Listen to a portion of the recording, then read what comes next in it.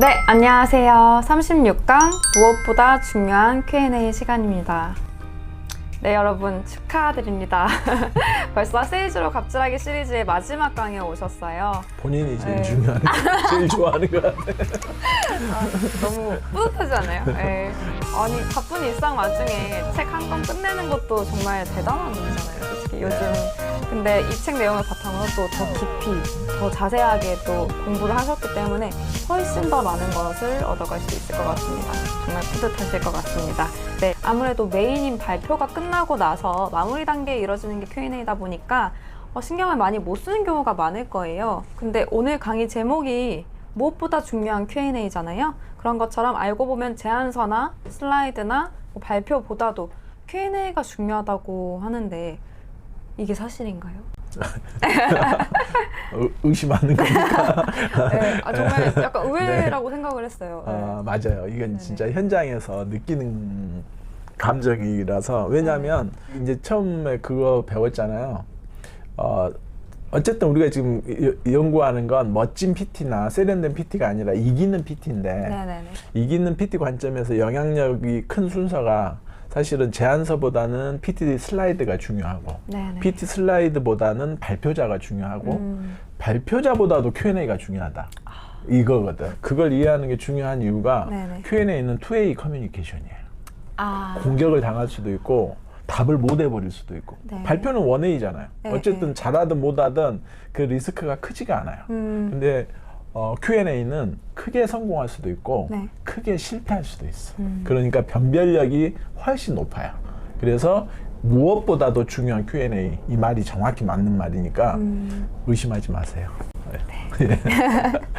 그러면 Q&A에서 답변을 할 때 활용할 수 있는 두 가지 기법이 또 책에 소개가 돼 있어요. 하나씩 살펴보겠습니다. 첫 번째는 3S 기법인데요. 이건 브라이언이 많이 말씀을 해주셨던 거예요. 맞아요. State, Support, 그 다음에 Summarize 이 세 가지를 의미하는데요. 질문에 동문서답하지 않고 좀 구조화되게 답변함으로써 좀 더 논리적이고 준비된 모습으로 좀 보여줄 수 있는데요. 이때 답변 멘트 순서가 있습니다. 첫 번째, 받은 질문을 확인하고 두 번째로는 방금 말씀드린 3S 기법을 쓰고 다음에 세 번째로 답변이 만족스러웠는지 확인하고 이 세 가지 멘트 순서가 있는데 222쪽을 보시면 해당 예시가 있어요. 발표자께서는 우리가 국제적 수준으로 안전벨트 의무 착용법을 제정해야 한다고 생각하십니까? 네. 국제적 수준의 안전벨트 의무 착용법 제정 여부에 대한 저희 의견을 물어보시는 거지요. 네, 저는 찬성입니다. 스테이트. 맞죠? 스테이트. 예. 네. 그 다음에 우선 이번에 새로 발표된 통계 자료를 먼저 보여드리겠습니다. 이게 서포트. 그 다음에 이런 이유들 때문에 저는 우리가 국제적 수준으로 안전벨트 의무 착용법을 제정해야 한다고 생각합니다. Summarize. 그 다음에 답변이 되셨는지요? 만족스러운지 확인하는 단계였는데요. 이 기법에도 또 주의사항이 있다고 하는데 어떤 주의사항이 있나요? 그러니까 정리해보면 네. 우리가 3S는 배웠잖아요. 네네네. 이것을 질의응답에 이제 활용하는 거예요. 네네. 원래 3S 기법은 스크립트를 만드는 공식이에요. 네네네. 발표할 때. 근데 여기서는 질문 확인, 3S 답 확인 이렇게 하는 거죠. 네. 언제 하냐면 질문이 난해하거나 그 다음에 평가위원들이 잘난 체 하면서 현학적으로 질문할 때 있잖아요. 네. 현학적이라면 약간 비꼬는 그런 느낌인가요? 어렵게. 어려운 거 물어보고 네네네. 자기의 지식을 자랑하면서 그 다음에 질문을 여러 개 할 때도 있거든요.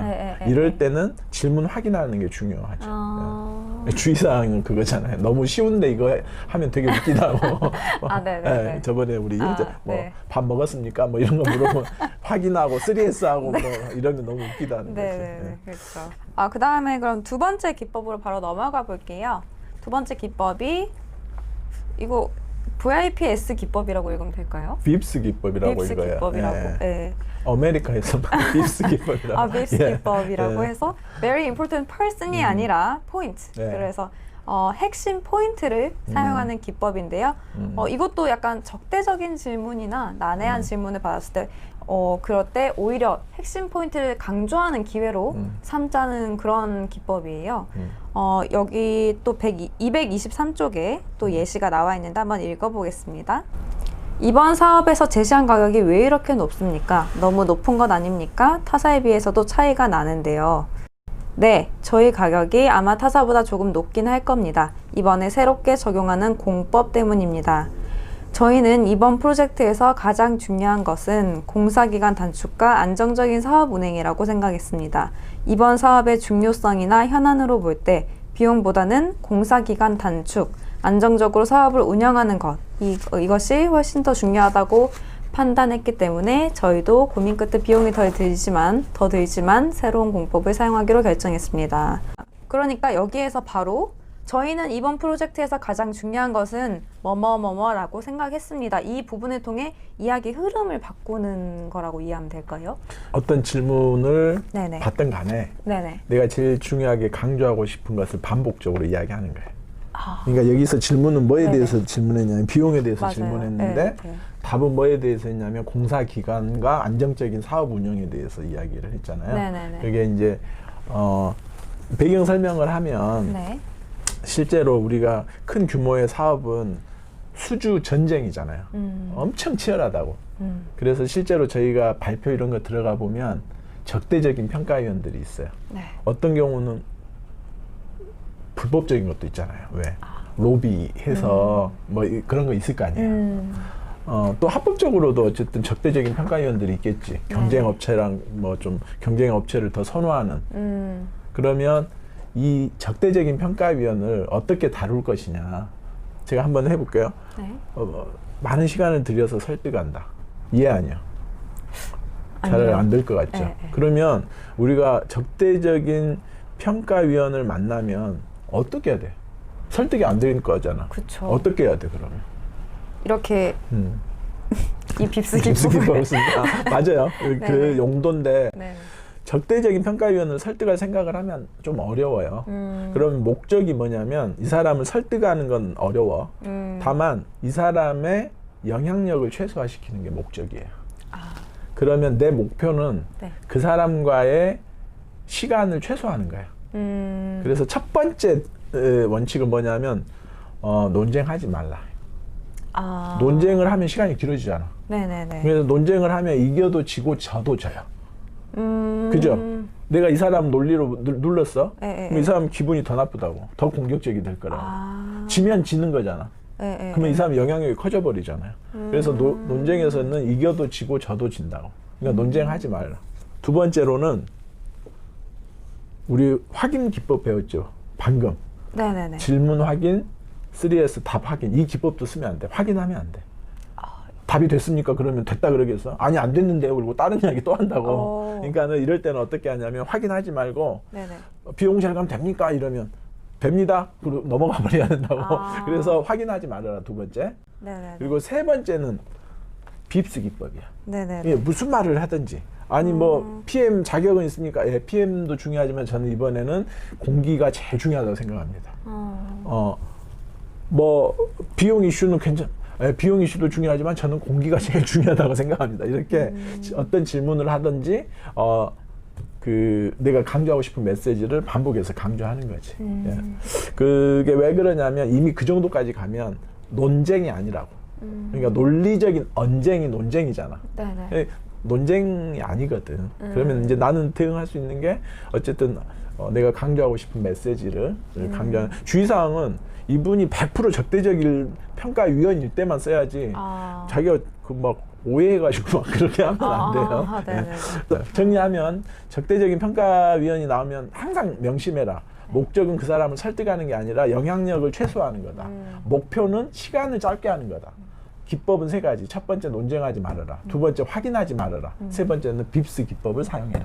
이렇게 머릿속에 좀 들어있지 않으면 엄청 당황해요. 그럼 첫 번째 3S 기법은 적대적인 평가위원이 아니라 난해한 질문에. 질문하거나 현학적인 질문하거나 질문을 여러 개 하는 분한테 분위기를 딱 압도하고 싶을 때 이 3S 그 확인 질문, 질문 확인, 3S 답 확인을 하면 상당히 내가 전문성이 네네. 아주 잘 드러나 보이죠. 이번 강에서 준비한 내용은 여기까지고요.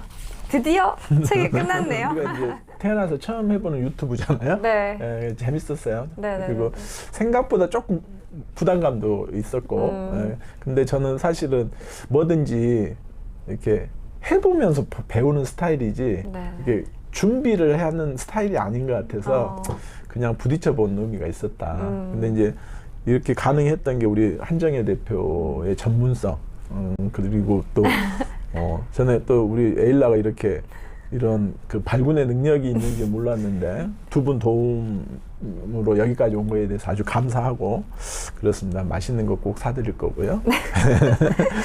모르겠어요. 이제 사실은 저는 한국 사회가 좀 더 건강하게, 특히 기업들의 비즈니스를 사업의 성공의 목적이 아니라 건강하게 성공하는 걸 목적으로 하는 건 참 다르죠. 그래서 거기에 우리가 제대로 된 세일즈, 전문가 영업을 한국 사회에 뿌리내리게 하는 게 이제 우리 회사의 사명이라서 그 다음에 뭘 할까 지금 생각 중이에요. 예를 들면 제가 생각할 때 세일즈의 명저들이 있어요. 제 책 말고요.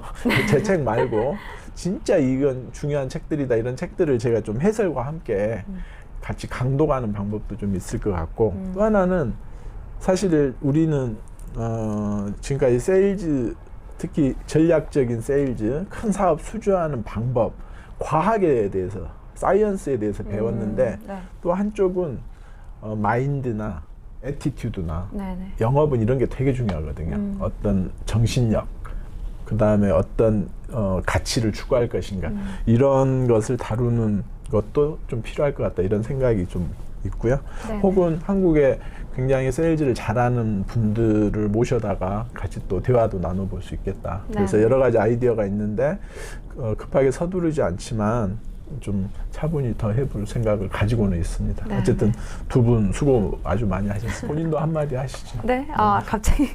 근데 정말로 좋은 기회였던 것 같아요. 제가 언제 또 이렇게 브라이언까지 모시고 이렇게 유튜브를 찍어볼 수 있었겠어요. 유튜브라는 거, 그러니까 그냥 저는 당연히 유튜브는 이렇게 구경한다고 생각했지 한 번도 제가 유튜브에 출연을 한다라고 생각 안 해봤는데 해보면서 정말 많이 배우고 많이 성장했던 시간인 것 같습니다. 그리고 지금 이 책 한 권을 정말 당연히 뭐 생각보다 그렇게 두꺼운 책도 아닌데 이 책을 다 읽은 것뿐만 아니라 이 책의 속속들이를 다 또 배웠잖아요. 그래서 이번에 굉장히 영업적이거나 저는 교육사업팀이라서 제안서, 뭐 컨설팅 이런 쪽으로는 그렇게까지 자세하게 몰랐는데 이제는 굉장히 또 많이 잘 알게 됐고요. 정말 뿌듯한 시간이었습니다. 수고하셨습니다. 네, 수고하셨습니다. 감사합니다. 수고하셨습니다. 네. 네. 슈플리에서 가장 유명한 문구로 이번 시리즈를 마치겠습니다. 지식사회는 전문가가 갑이다.